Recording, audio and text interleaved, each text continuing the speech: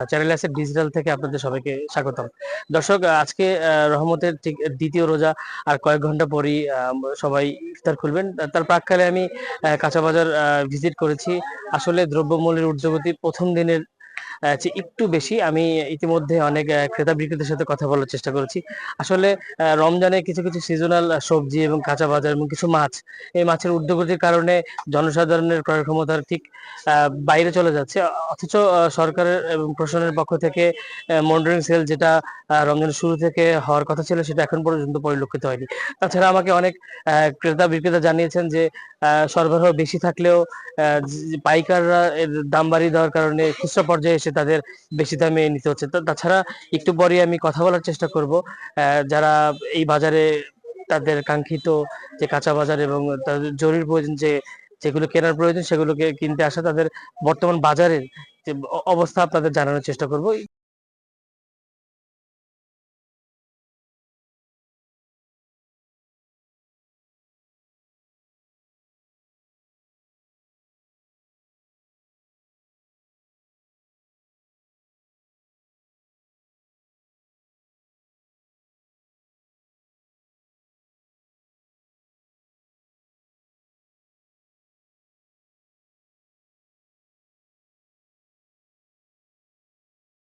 শসা হলো 60 টাকা কেজি, আর করলা 100 টাকা কেজি, বেগুন হলো গোলটা 80 টাকা কেজি, লম্বাটা হলো 130 টাকা, আর চিচিঙ্গা 60 টাকা কেজি, লতি 90 টাকা কেজি, বরবুড়ি 80 টাকা, লাউ 50, আর হচ্ছে পেঁপে হইলো 40 টাকা কেজি, আর হইছে গাজর 40, বড় করলা 120।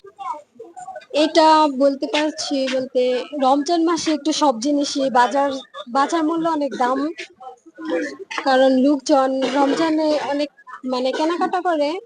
যেমন তরি তরকারি সবকিছুরই একটা দাম বাড়ে, যেমন লেবু লেবু শসা এগুলো রমজানে বেশি লাগে, তরি তরকারি লাগে, এই জন্য আর কি এগুলা একটু বেশি দাম নেয়। সরকারের কি করা উচিত এইসব কমানোর জন্য?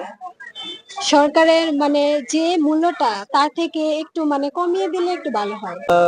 How can I say, when we came the price was very high, but now in Ramadan the price get very low, and I think that is okay for me.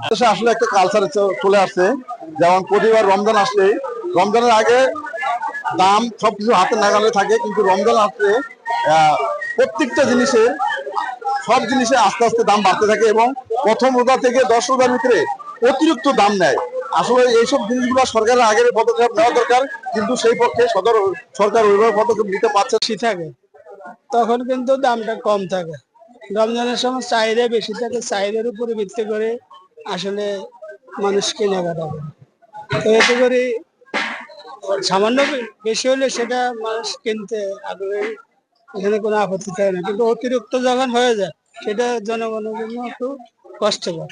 10 টাকা যেটা 10 টাকা 20 টাকা দিয়ে কিনছে সেটা হয়ে গেছে এখন 60 টাকা, 70 টাকা, 80 টাকা, 100 টাকা, মানে যে যেমনে পারতেছে এমনি লুটপাট করে খাইতেছে। সরকারের পক্ষ থেকে কি ধরনের উদ্যোগ থাকলে এই ধরনের দাম কমানো সম্ভব?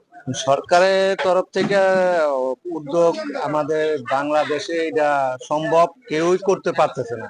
হ্যাঁ, কিন্তু বিদেশে সবার কথা, সরকারের কথা, নিয়ম সবাই পালন করতেছে, কিন্তু বাংলাদেশে ওই নিয়ম বাঁধলো কি না বাঁধলো কি। এখন পরিস্থিতি খুব ঊর্ধ্বগতির দিকে, উন্নতির দিকে না, কারণ এখন যে অবস্থা দেশের মানুষের সবাই এখন হাত খালি, এবং পড়ে গেছে রমজান মাস। মাসের শুরু থেকে ব্যবসা বাণিজ্যের এখন যে কেনাকাটার প্রয়োজনটা এখন কিন্তু সেরকম হচ্ছে না।